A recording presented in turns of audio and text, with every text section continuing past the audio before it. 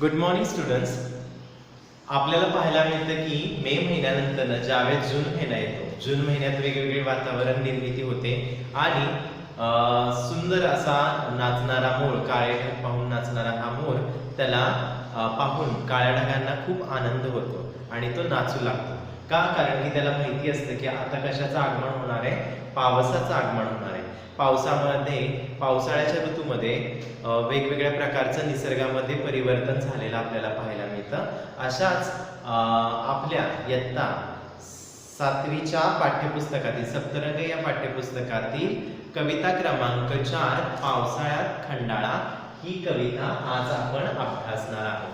तुम्हा सर्वांना माहिती आहे की पावसाळ्यातील सुंदर निसर्ग वर्णन या कवितेत रेखाटलेले आहे आणि या कवितेमध्ये डोंगर माथ्यावरून फेसाळत वाहणारे झरे, हिरवीगार झाडी, फुललेली रानफुले व भिजलेली धरती या सर्वांचं चित्रण या कवितेत कवीने केलेला आपल्याला पाहायला मिळतं. शांता शेळके रचित ही कविता आज आपण अभ्यासणार आहोत. तत्पूर्वी आपण पाहूयात की पावसावरती अनेक गाणी कवींनी लिहिलेली आहेत किंवा त्याचबरोबर गीतकारांनी त्याला संगीतबद्ध केलंय आणि गायलेली आपल्याला पाहायला मिळतात.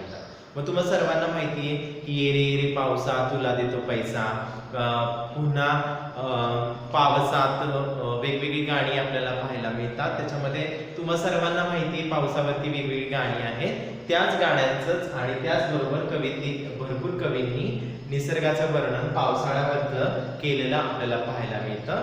तर आज आपण पावसाळ्यात खंडाळा ही कविता पाहूया.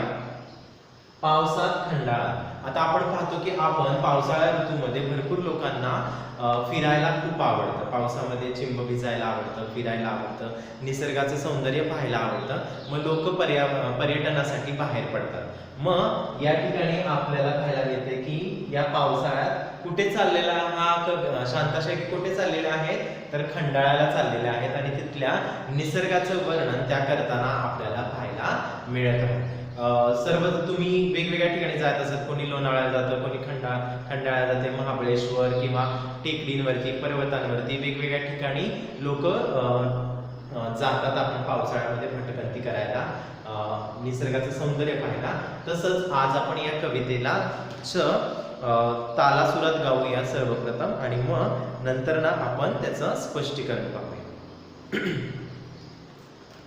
हिरवी झाडी पिवळा डोंगर निळी सावळी दरी, हिरवी झाडी पिवळा डोंगर निळी सावळी दरी, बेट बांबूचे त्यातून वाजे वाऱ्याची पावरी, बेट बांबूचे त्यातून वाजे वाऱ्याची पावरी, कभिन्न काळ्या खडकामधुनी फुटती दुधाचे झरे, कभिन्न काळ्या खडकामधुनी फुटती दुधाचे झरे, संतपणाने गिरक्या घेती शुभ्र शुभ्र पाखरे, संतपणाने गिरक्या घेती शुभ्र शुभ्र पाखरे, सोनावळीच्या सोन फुलांचा बाजूस ताफा उभा, सोनावळीच्या सोन फुलांचा बाजूस ताफा उभा, तलमधुक्याची निळसर मखमल उडते भिडते नभा, तलमधुक्याची निळसर मखमल भिडते उडते नभा, हिरवी ओली मखमल पायी तशी दाट हिरवळ,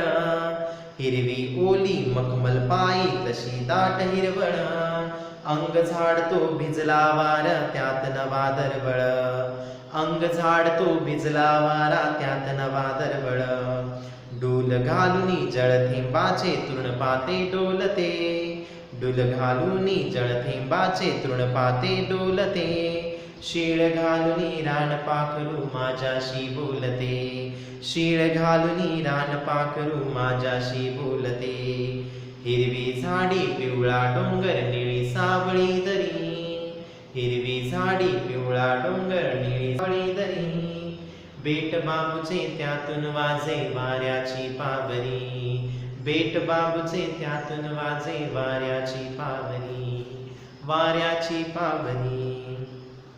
तर चला विद्यार्थ्यांनो, आपण आता ही कविता तालासुरात ऐकली. आता या कवितेचा आपण स्पष्टीकरण पाहणार आहोत, अर्थ पाहणार आहोत. पहिल्यांदा आपल्याला कवितेच्या ओळीमध्ये शांता शेळकेंनी सुंदर अशा निसर्गाचं वर्णन आपल्याला केलेलं पाहायला मिळत आहे। या कवितेच्या माध्यमातून निसर्गामध्ये झालेले बदल, मग तो पावसाळ्या ऋतूमध्ये काळे ढग असतील, त्याच्यातून पडणारा पाऊस, मग त्या पावसामुळे जे परिवर्तन झाले, झाडांना नवी पालवी फुटली, त्यांच्यावरती असलेली धूळ ती झटकून ती काय झालेली आहे, स्वच्छ आंघोळ केलेली आपल्याला पाहायला दिसत आहे आणि सुंदर अशी फुले गालीच्या आपल्याला पाहायला मिळत आहे। हे असं सुंदर प्रकारचं चित्र या ठिकाणी आपण पाहतोय। असंच सौंदर्य आपल्याला पावसाळ्यात ऋतूमध्ये पाहायला मिळतं। सुरुवातीला म्हटलंय हिरवी झाडी पिवळा डोंगर। ही झाडे कशी आहेत, हिरवीगार झालेली आपल्याला पाहायला मिळत आहे। कारण की ज्यावेळेस आपण मे महिन्यामध्ये भरपूर ऊन होतं आणि धूळ वगैरे या सगळ्या गोष्टींमुळे आता पावसाळ्या ऋतूमध्ये पाऊस पडल्यामुळे झाडे हिरवीगार दिसत आहे, पाणी त्यांना भरपूर मिळाल्यामुळे ती कशी दिसत आहेत, हिरवीगार दिसत आहे। हिरवी झाडी पिवळा डोंगर।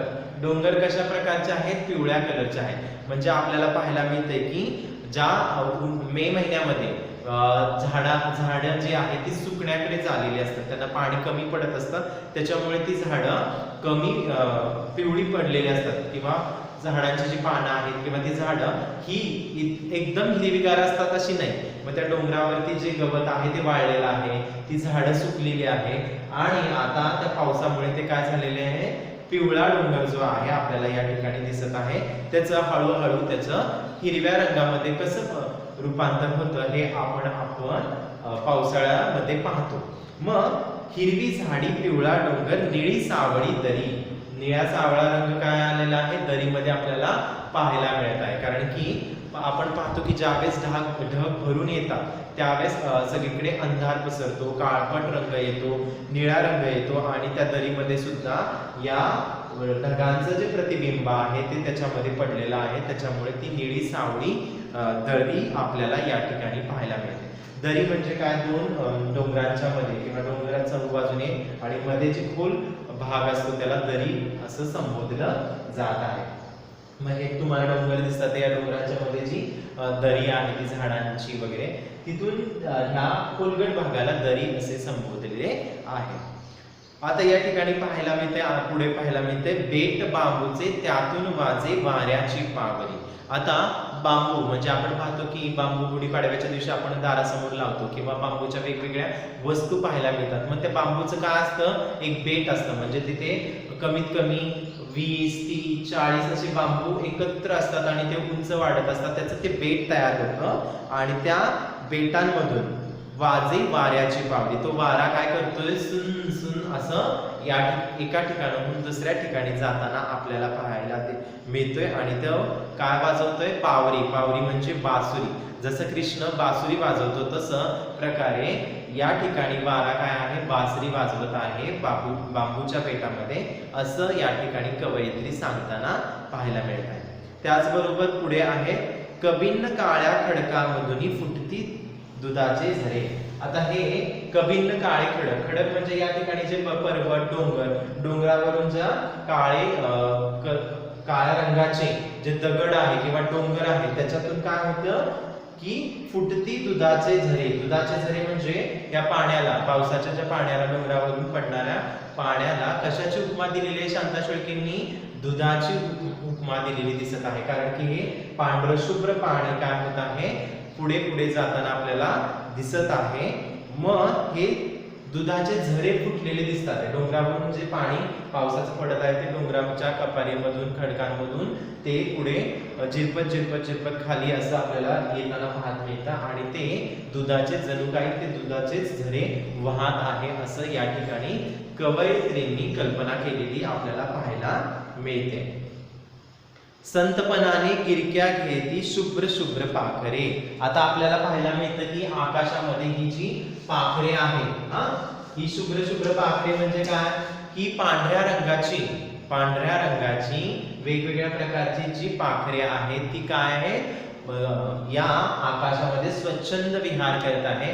त्यांनाही तितकाच आनंद झालेला आहे, कारण की पावसाळा ऋतू आल्यानंतर ना सर्व प्राणी पक्षी यांना सुद्धा तितकाच आनंद होतो, म्हणून या ठिकाणी म्हटलंय संतपणाने गिरक्या घेत आहे. संत म्हणजे सावकाशपणे, संत म्हणजे सावकाशपणे गिरक्या घेणे. गिरक्या घेणे म्हणजे इकडून तिकडे सर्व पक्षी आकाशात काय करत आहेत, विहार करत आहेत, फिरत आहेत, असं या ठिकाणी कवयित्री सांगताना आपल्याला दिसत आहे. गिरक्या घेणे म्हणजे स्वच्छंद फिरणे. पक्षी काय करतात, गिरक्या घेत आहेत, इकडून तिकडे गिरक्या घेत आहे असे म्हणतात. आणि हे पक्षी कसे आहेत, शुभ्र, शुभ्र म्हणजे पांढऱ्या रंगाचे आहेत असे म्हणताना दिसत आहे.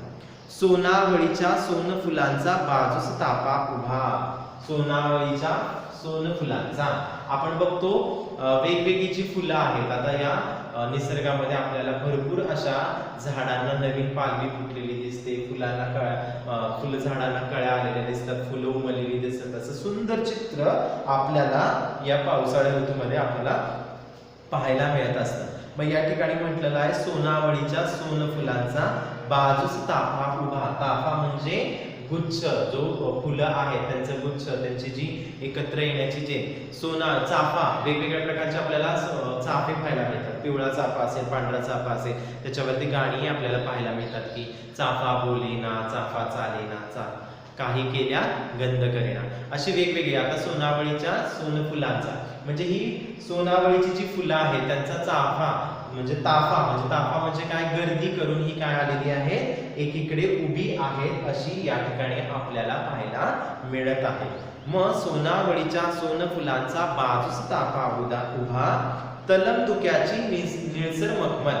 आता या ठिकाणी आपल्याला पाहायला मिळतं की या डोंगराच्या कडेने काय होता, हे जे धुकं आहे, म्हणजे आपल्याला पाहायला मिळतं की जसं आपण सकाळी पहाटे थंडीच्या दिवसांमध्ये पाहतो की धुकं आपल्याला सर्वत्र पाहायला मिळतं, तसंच या ठिकाणी सुद्धा आपल्याला पावसाळ्या ऋतूमध्ये धुकं आपल्याला आजूबाजूला. तलम धुक्याची निळसर मखमल. मखमल म्हणजे काय, आपण म्हणतो मखमल म्हणजे गालीसारखा, गालीचा जो आहे या ठिकाणी पसरलेला मखमल, ही धुक्याची पसरलेली आपल्याला दिसते. उडते भिडते नभा.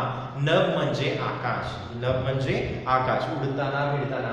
मग आपण पाहतो की पावसाळा ऋतूमध्ये जे ढग आहे ते डोंगराला चिटकायला, तर डोंगराच्या खाली सुद्धा येतात, असं आपण कित्येक वेळा पाहिलेलं असेल. तुम्ही निसर्गामध्ये जेव्हा गेला असेल किंवा तुमच्या आजूबाजू तुम्ही गावाला वगैरे गेला असेल किंवा तुमच्या आजूबाजू जर झाडे वेली म्हणजे निसर्ग असेल किंवा डोंगर असतील, तर त्यावेळेस पावसाळ्या ऋतूमध्ये तुम्हाला पाहायला मिळतं की या प्रकारचं जे धुकं किंवा जे ढग आहेत ते खालपर्यंत आलेले असतात आणि आपल्याला वाटतं की खऱ्या अर्थाने ते ढग डोंगरांच्या सुद्धा, आणि आपल्याला ते पलीकडचं कुठल्याच प्रकारचं दृश्य दिसत नाही. त्याचबरोबर धुकं म्हणजे धुरकट असा हे प्रकाश आपल्याला त्या ठिकाणी दिसतो. आणि हिरवी भिडते नभा. नभामध्ये म्हणजे आकाशामध्ये आपल्याला हे प्रकारचं परिवर्तन झालेलं पाहायला मिळतं. हिरवी ओली मखमल पायी. आता तुम्ही म्हणाल हिरवी ओली मखमल पायी. आता पायी म्हणजे पायी चालत असताना इथे जे पाऊस पडल्यामुळे जे गवत येत आहे, हे जे गवत आहे त्या गवतामुळे काय झालेलं आहे, सर्व जी जमीन आहे ती काय झाली आहे, गालीच्या प्रमाणे हिरवीगार झालेली आहे. मग त्या ठिकाणी हराळी असेल, ती छोटे छोटे गवत आपण पाहायला मिळतं की ते काय झालेलं आहे या ठिकाणी या चित्रामध्ये आपल्याला पाहायला मिळत आहे की इथे जी गालीचा आहे, हा जो गालीचा आहे, आपण पाहतो की आपल्या घरामध्ये काय करतो आपण, पाहतो की गालीचा पाहुणे वगैरे आले, नातेवाईक आले आपले किंवा एखादं कुठलं हे असेल तर आपण गालीचा जसा हात अंतरतो तसंच ह्या निसर्गातील गालीचा कोणता तर तो म्हणजे जी हिरवळ आहे पसरलेली पूर्ण जमिनीवरती, डोंगरावरती, हे जी हिरवळ आहे म्हणजे जो काळा रंग जो डोंगराचा आहे किंवा हे त्याच्यामध्ये पूर्णपणे इथून तिथे जे गवत उगवलेलं आहे त्याच्यामुळे ती एकदम कसं वाटत आहे, शांताशेके कशाचं वर्णन करतात, हे मखमली सारखं आहे असं त्या म्हणताना आपल्याला दिसत आहे. आणि त्याच्यावरती पायी तशी दाट हिरवळ, सर्वत्र काय दाट गच्च अशी हिरवळ आपल्याला पसरलेली पाहायला मिळत आहे. आणि मग ती कशी आहे, मखमल आहे, मखमलीच्या फुलांसारखी एकदम मऊ मऊ अशी पायी, त्याच्यावरती चालल्यानंतर खूप मखमलीचा अनुभव कवयित्रींना होत आहे असं म्हणत आहेत. आणि तो आपल्याला सुद्धा होईल ज्यावेळेस तुम्ही निसर्गामध्ये गेल्यानंतर गवतावरती चालतात लोक, कारण की गवतावरती चालल्यामुळे डोळ्यांना सुद्धा काय होतं, त्याचा उपयोग होतो आणि आपल्याला त्याचा शरीराला सुद्धा उपयोग होतो. म्हणून लोक गवतावरती चपला काढून सुद्धा चालत असतात. मग हिरवी ओली मखमल पायी तशी दाट हिरवळ, अंग झाडतो भिजला वारा, अंग झाडतो भिजला वारा. आता आपण पाहतो की हा जो वारा आहे तो काय करत आहे, इकडून तिकडे वाहत असताना भिजला वारा म्हणजे जो ओला वारा म्हणजे वारा आहे तो काय करतोय की झाडांवरती ह्याच्यावरती जे पाणी पडलेलं आहे पावसाचं त्याला हलवत असताना ते काय होतं, झाडे पूर्ण काय होती, अंग झाडतो भिजला वारा. वारा काय करतो, आपलं अंग झाडतो म्हणजे तो स्वतः वाहतो आणि जे निसर्गामधील जे झाडे आहेत, वेली आहेत, त्यांच्यावरचं जे पाणी साठलेलं त्याच्यावरती ते काय करतो, आपण झाड हलवलं पावसाळ्यात की एकदम पूर्ण असं पावसाचे जे थेंब त्या झाडावरती पडलेले असतात ते सगळे काय होतात, खाली पडतात. मग तो वारा काय करतोय, अंग झाडतो भिजला वार त्यात नवा दरवळ. मग त्या वाऱ्याबरोबर जो दरवळ सुगंध मातीचा जो येत असतो किंवा जो फुलांचा वगैरे जो गंध आहे तो हा वारा काय करत असतो, इकडून तिकडे पसरवताना आपल्याला पाहायला मिळतो. डूल घालून जळथेंबाचे. आता हे डूल म्हणजे काय की मुली किंवा स्त्रिया आपल्या कानामध्ये जे कानातले घालतात त्याला डूल म्हटलं, काय म्हणतात, डूल म्हटलं जातं. ते म्हणजे कानातले जे छोटे छोटे प्रकारचे दागिने असतात ते घालतात. ते या ठिकाणी काय केले, डूल घालून जळथेंबाचे. जळ म्हणजे पाण्याचे थेंब, पावसाचे पाण्याचे थेंब हे काय झालेले आहे, झाडांवरती याच्यावरती पडलेले आहे, गवतावरती पडलेले ते छोटे छोटे दवबिंदू आपल्याला पाहायला मिळतात. ते की ते जळाचे म्हणजे पाण्याचे थेंब काय करायचे, डूल म्हणून घालावेसे असे कवयित्री या ठिकाणी म्हणत आहेत. म्हणजे या गवतावरती पावसाच्या पानांवरती जे पावसाचे जे थेंब पडलेले आहेत ते डूल म्हणून घालावेसे असे वाटत आहेत. किंवा तृणपाते डोलते, ते थेंब घेऊन काय करते, तृणपाते डोलते. म्हणजे हे छोटं छोटं तृण म्हणजे तृणपाते, पाते म्हणजे हे छोटंसं गवताचे जे आपल्याला उपमा दिसते तृणपाते, हे इकडून तिकडे डोलताना मजा करताना दिसत आहे. शीळ घालणी रान पाखरू माझ्याशी बोलते. मग या निसर्गामध्ये असलेले जे पशु पक्षी आहेत ते काय घालत आहे, शीळ. शीळ म्हणजे शिट्टी. शीळ घालून रान पाखरू, जे रानात राहतं ते रान पाखरू, रानामध्ये असलेलं जे छोटंसं रान पाखरू आहे ते काय करतंय, शीळ घालते. आपण बघतो की कोकिळा सुद्धा जेव्हा आंब्याला मोहर येतो किंवा सुंदर असं वातावरण झाल्यानंतर ती ओरडते, कुहू कुहू असा आवाज करत असते. त्याच प्रकारचे सर्व प्राण्यांना सुद्धा पावसाळा ऋतूत आनंद होतो आणि स्वच्छंद असं वातावरण आणि सर्व परिसर नटलेला पाहून त्यांना आनंद होतो आणि ते शीळ घालीत ते रान पाखरू जणू काही कवयित्री म्हणते माझ्याशीच बोलत आहे असं तिला त्या शांता शेळके या ठिकाणी सांगताना आपल्याला दिसत आहे. त्याचबरोबर पुढचे जे कडवं आहे ते म्हणजे गोजिरवाने करडू होऊन काय इथे बागडू. गोजिरवाने करडू होऊन काय इथे बागडू. पाकोळी का पिवळी होऊन फुला फुलातून उडू. गोजिरवाने करडू होऊन काय इथे बागडू. गोजिरवाने करडू म्हणजे आपण पाहतो की ज्यावेळेस शेळीला छोटंसं बछडा होतं म्हणजे बाळ होतं ते त्याला करडू असं संबोधलं जातं. म्हणजे शेळीला किंवा जे आपण पाहतो की जे बाळ होतं त्याला म्हणतात करडू.